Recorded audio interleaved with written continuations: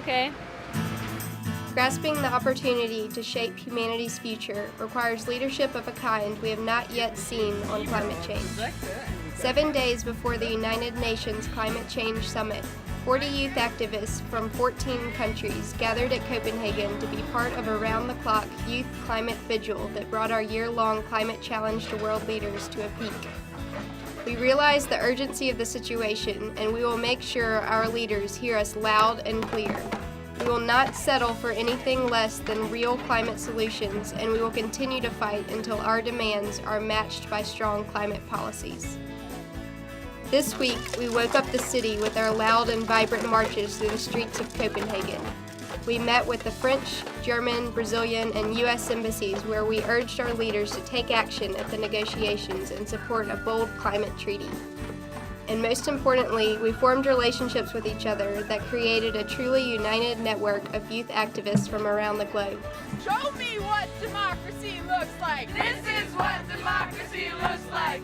It was empowering for us to be with people our own age who are raising their voices, banging drums, and waving banners until world leaders realize that their decisions will not only affect the climate, but also today's youth and future generations. Is this for me or for the president? I've spent this week with students from 14 different countries, and I've seen how they look to the U.S. to be a leader on climate action. Being with them has empowered me to do all that I can to ensure that the U.S. takes a leadership role at the UN Climate Conference. I'm here to let others know that China is one of the most vulnerable countries to climate change in the world. We are suffering climate disasters these years, and it's getting worse and worse.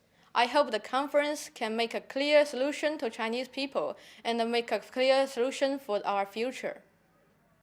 My highlight was visiting the German embassy because we really could deliver our emotional passion for our fight against climate change, and they promised us to deliver our hopes and our wishes to the German delegation.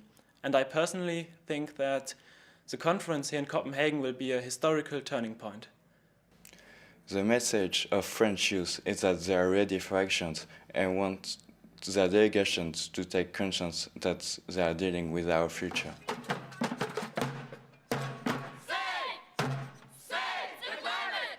Half measures won't be enough to solve climate change, and we can't afford to wait any longer. It's time for bold climate action. To world leaders, we must secure our future by agreeing to a fair, ambitious, and binding treaty at the Copenhagen Climate Change Summit. Science demands it, and humanity is dependent upon it. This is our climate, our future, and your decision.